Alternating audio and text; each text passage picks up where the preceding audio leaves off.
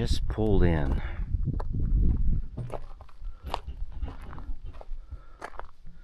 I think this is a nice little area right here. Yeah, this will be good. There's Saddle Mountain. Yep. Hey everybody. We're having a couple days of rest and relaxation and camping. I just pulled in and I'm gonna let the dogs out and then I'll get everything set up. Brought the green goblin. Brought the dogs. I'll get Patch. Patch wants out. Patch wants out. Huh, Patch? He's like, I gotta go. Oh, he says, let me out, Dad, let me out. Okay. So someday when my ship comes in, I know just what we'll do. We'll pack our bags and quit our jobs and have a holiday for two. We'll pack our bags and quit our jobs and have a holiday for two.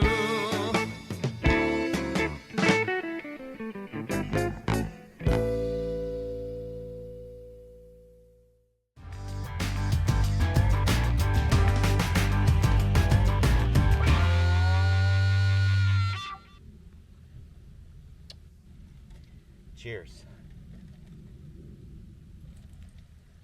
Did I get it all? Okay.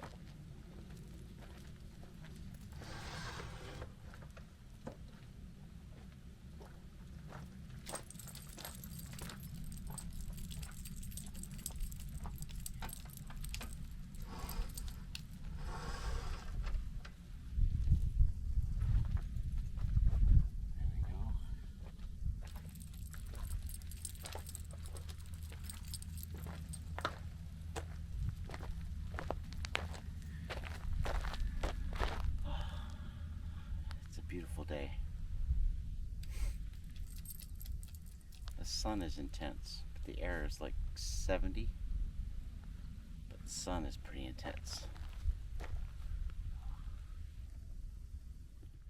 Tammy's over there looking for rocks already. She's found a couple of fire agates. If you look around here, and look around long enough and hard enough, you'll find them.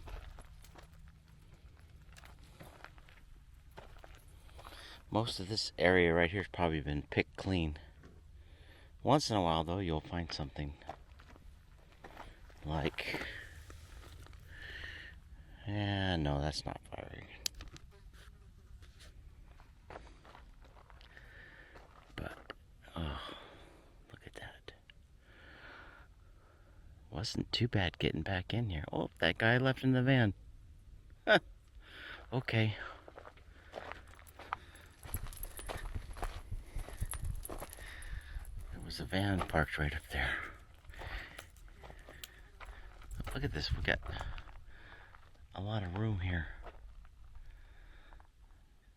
Now I just got to get the green monster out. Green goblin time. There's all these trails that go up there, and I think it's right there where the petroglyphs are. You can go around up there, and there's petroglyphs over there by the mountain. You can walk around over there. Alright, Patch, I got a few more things to do here. Thanks for helping. You too, Sam. You guys are so helpful, holding everything down for me. Yeah. Hey, you found one already. Pretty. Mm-hmm.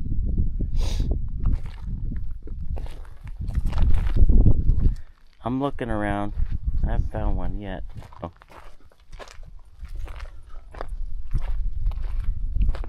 Sam, are you gonna help me? I got my helpers here. Yeah.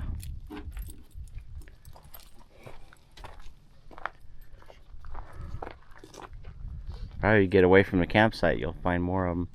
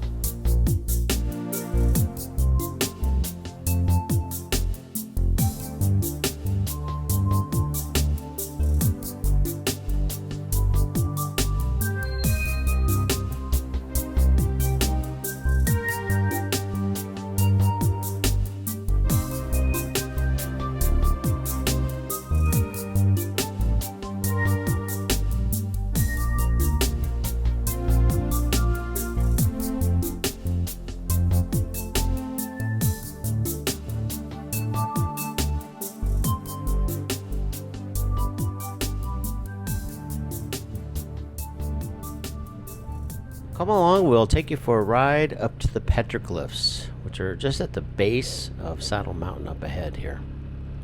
Now this is, if you look on Google Maps, you'll find this entrance to Saddle Mountain is the main BLM entrance.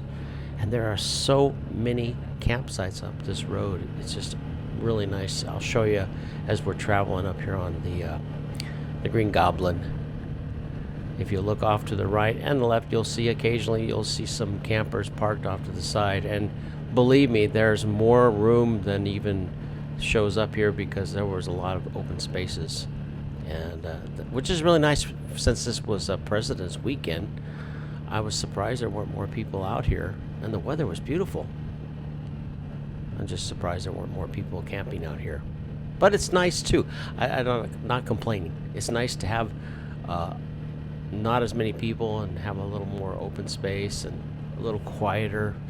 But it's also good to see the people out here because it's kind of fun to meet people and make friends and stuff. We did get to meet some people up here at the petroglyphs in a minute and did some chatting with them. It was an older man and his nephew, I guess it was. The nephew was from Georgia and he's from the valley, and he was taking him out here to show him around and do some camping. And I'm really surprised at the number of campers that are up this far. This is where the trail gets a little bit rougher here, but there are some better trails. If you look at Google Maps, you'll see some that go straight from the road south of here up to the place where you can stop. You'll see up to the place where you can park to see the petroglyphs. This is actually, I was joking to Tammy, this is the easy way around. There's another little off to the left there. There's another little way to go through that ditch that's a little more challenging, especially if you're in a car. I would recommend taking the easy way if you're even in a four-wheel drive vehicle. You could get centered on that rock that you come through there. I did it on the quad and it was a little bit of a jarring drop, so that's why I took Tammy the easy way. Didn't want to scare her. But as you can see, there's people camping up this road. Since this is all BLM land, I mean, if you can get up here in your camper, you're welcome to camp up here. In fact, you'll probably even see on the camera a few spots where there's fire rings off to the side. And this area is famous for fire agates.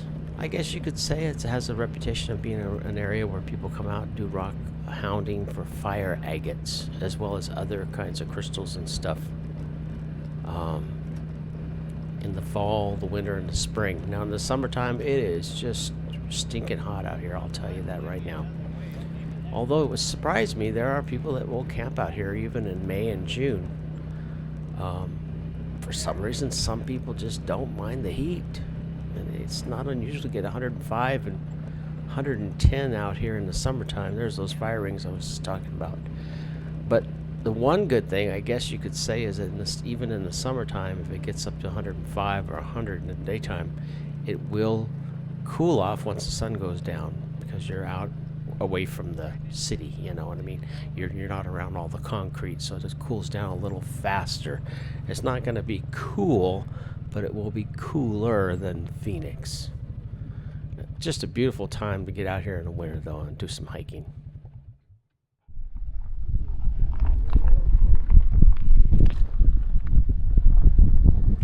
Wow, it never ceases to impress me when I get out here. It's probably only about 2,800 feet up there, but it still looks like a lot. Maybe 3,000, I'm not sure. And somewhere up here are the petroglyphs. I think I see some right there.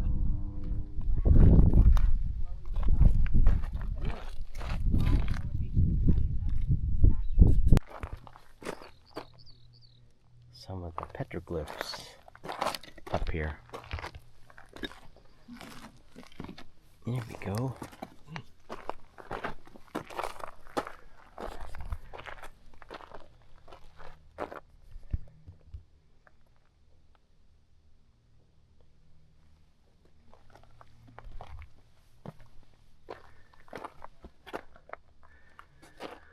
And there's more up here.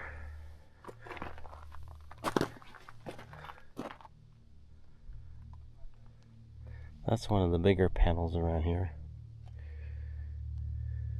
So you can see a few places up there where they might have done some etching.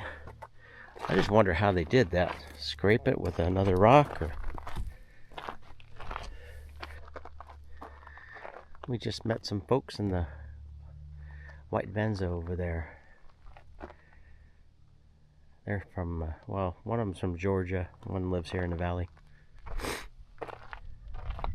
They came up here to see the petroglyphs. We've been up here before and actually walked right by this spot. Didn't even see it until we came back from the trail.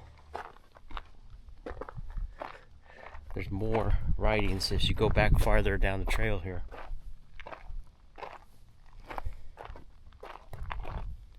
I always wonder what inspired people to come back here 1,000 years ago and draw on the rocks. Oh well. You ever wondered those kind of things? People in 1,000 years may wonder, why did those people sit on their phones all day and play games? I know that this trail goes back and there's a way to get back there. If you go back and walk over, I think 2 years ago when we were here with a bunch of friends, they all went back there. And there was like a little waterfall coming down because it had been raining a week before. There was still water trickling down. Uh-oh, I lost Tammy. Oh, there she is. We left the dogs in the motorhome. Oh, yeah, I've been fighting a stupid cold. Tammy had it bad about a week ago. I had my flu shot. She had the fever. I didn't get the fever, but I had everything else. Runny nose, stuffed head, cough a little bit. Did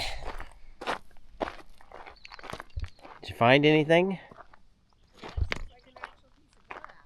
Oh. All right.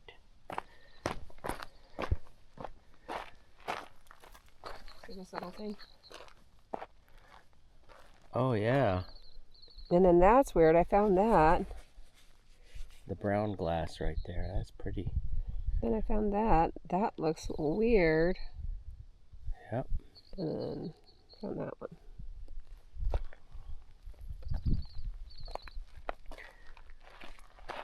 See if I can see the motorhome from up here. No, it's way over there. We're kind of over there somewhere.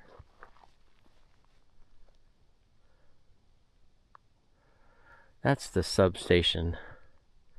That's a pretty good... Oh, it's a solar farm. There's a solar farm right there and a substation. That solar farm is kind of new. That wasn't here the last time we were out here. Then there's a power plant over there. Like an auxiliary power plant.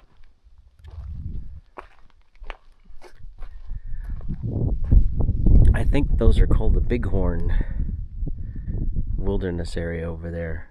On the other side of that little mountain, and there's sharp, jagged mountains. And then, oh, what is that one over there? That's one you can drive up to. Starts with an H. It's called Harkahala Mountain. Right over there. It's a big stinking bug on me. It's about a little over 5,000 feet up there. But I've always wanted to go drive up there. There's a trail that goes up to the top.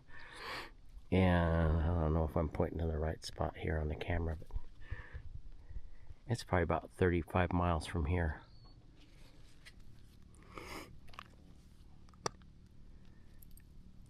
Getting almost sunset time. This is one of the great benefits of being out here, is the beautiful sunsets. And it's absolutely quiet out here, except for somebody running a generator over there. I just did a little loop on the Green Goblin, went around. There's a bunch more people up there camping.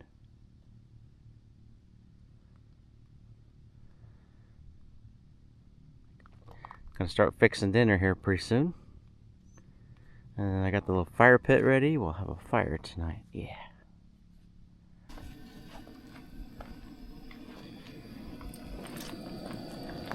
Our easy peasy walleye meal. What flavor was this one? Garlic chicken? Garlic chicken? Ooh. That'd be good. And we got our helpers, Sam and Patch. Hi, babies. And they managed to get themselves all tied up and everything. Apologize, I'm fighting allergies. Or cold, or both. It's starting to cool down. It was a little bit warm this afternoon. Oh, 73. But the sun is intense. Beautiful.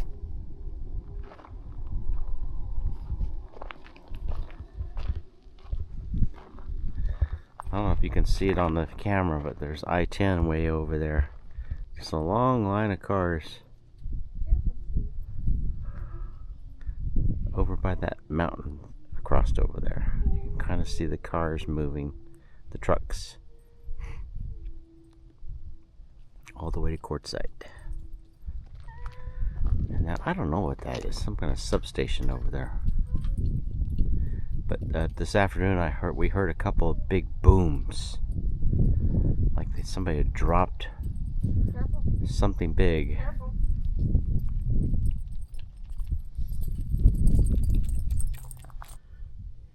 Yeah. It's all ready. It's got carrots and pasta, chicken, corn. What else is in there? Broccoli. Oh, broccoli and garlic.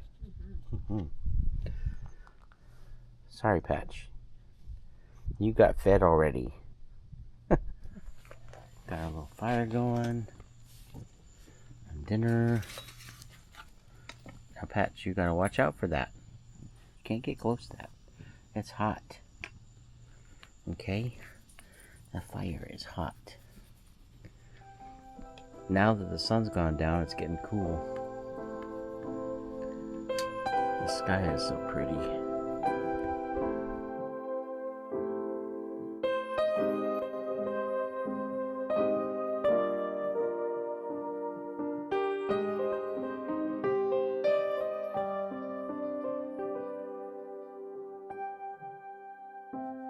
Hey, welcome back, everybody. I'm going to show you how to find Saddle Mountain, Arizona. It's near Tonopah, which is about, roughly 55 miles west of Phoenix, a metropolitan Phoenix area.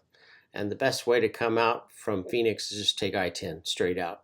There is an exit right here. I'll show you just a minute, right near Tonopah. In fact, you're going to turn and go south from Tonopah, and then it dead ends at this little mountain on here. Let me zoom in.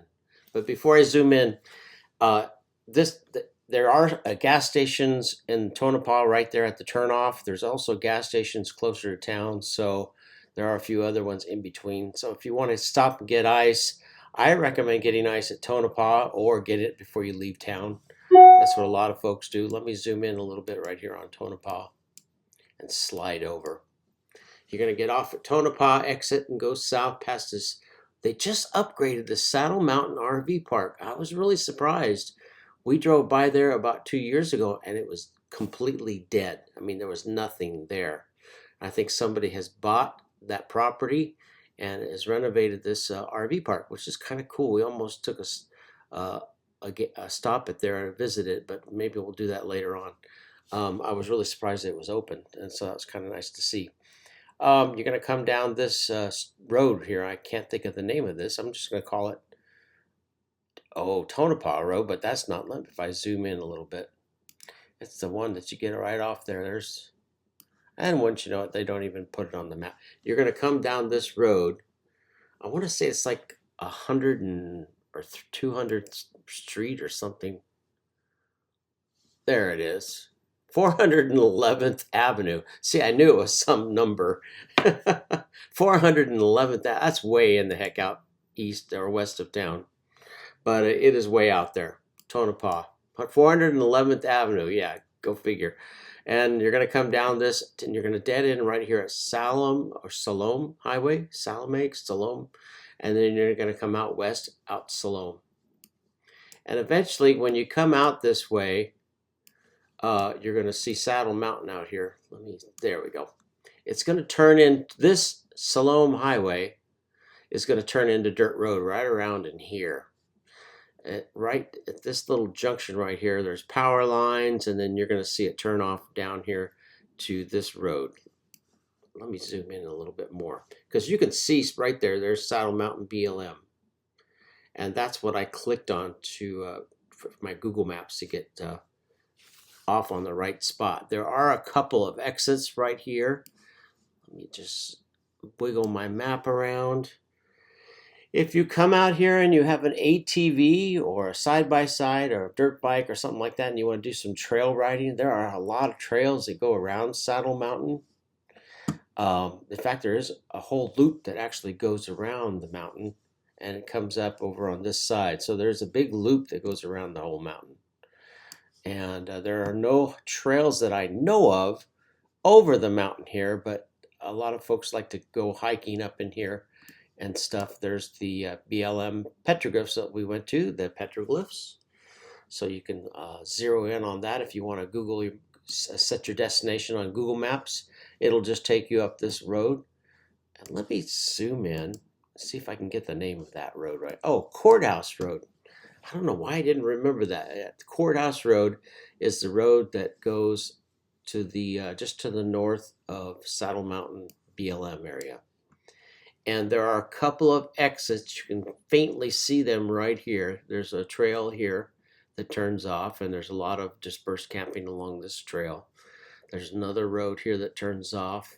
This one's a little bit rougher, but it's not too bad. We've done that one before. The best one, and the one we like, is the third one and the main one. So if you click on this link right here, this is the road it's going to probably take you down. And then right here, you see this little area right here. Let me switch to satellite. Right there, I don't know if that helped or not, but that's where we went in through that little ditch right there. And then we went up this way up to the petroglyphs. And all along this road are places you can disperse camp. There's even another area over here off to the side that a lot of folks like to get to. And so it's about an hour, under an hour west of Phoenix. It's a nice little spot for the folks who live in Phoenix that want to do a weekend camp in the wintertime like we do for a 2 or 3 day weekend. It's kind of nice to get out here. It's quiet. There are a couple things that I will let you know about ahead of time. Flies. Sometimes of the year, the flies can be a problem. We didn't really have a big problem with them this time, but we did notice them once in a while. So when the wind stops and gets still, you get the flies. And I'm not sure why that is. I know there's some cattle ranching farms out in this area just west of Saddle Mountain BLM. And that could be part of the contributing factor for those flies, especially when the winds push from the west over to the east. If the winds are blowing from the east to the west, you probably have fewer problems with flies. Does that make sense? There used to be, I think, somewhere out here, Hickman's Egg Farm, and they had chicken farms and stuff out here, so that kind of contributed to those flies. You didn't get any smell or anything like that. I don't want anybody to think that, but certain times of the year when the wind shifts a certain direction, you might notice some flies. Cell phone signal, we had T-Mobile, we had a good signal. I would say 2 bars. I don't know about Verizon or AT&T and those vendors, and I didn't bring my Verizon phone, but T-Mobile was fine. Television reception was kind of eh. We had our antennas turned to the east towards Phoenix. We got about 10 channels on the regular digital, antennas. So it's funny because on my digital TV, some channels came in better in the morning than they did in the evening. And I have no idea how to explain that. If somebody in here is an engineer and electrical engineer can understand and explain why that might be, welcome to it. Maybe has to do with atmospherics or things like that during the daytime versus nighttime. I've noticed that in other places that we camp, when we're a little ways away from town, some channels come in better at night than they do during the daytime, or vice versa. As well as with cell phone. Sometimes the cell phone signals are better in the morning and the evening than they are during the middle of the day. Or that could be, of course, the fact that there could be a lot of people using the cell towers in the area and puts a load on the system. That's always been my theory about it, but I didn't really notice that with the T-Mobile. So as far as getting supplies, I would recommend getting them when you turn off the freeway there at Tonopah, or get them in town in Phoenix. It's about 55 miles from Phoenix, from the central part of Phoenix. If you go about another 55, 60 miles, you would go into Quartzsite if you keep going down I-10. And so that's kind of where everything is as far as logistically. All right. I hope you enjoyed this and find it helpful. It's a great area to go to camping if you're looking for an alternate area somewhere halfway between maybe Quartzsite and Phoenix, especially in the fall, winter, and spring. So like October, late October through March, April, it'll start warming up out here. Actually, right now it's getting almost into March, and we're going to have the forecast coming up for next week is going to be calling for 85 and almost 90 degrees, and that's the end of February. So when I'm filming this, so the heat's coming, I'm afraid. Not looking forward to that, but that's what we live for in the valley, right? Have a great day. Safe travels. Catch you on the next video. Bye-bye.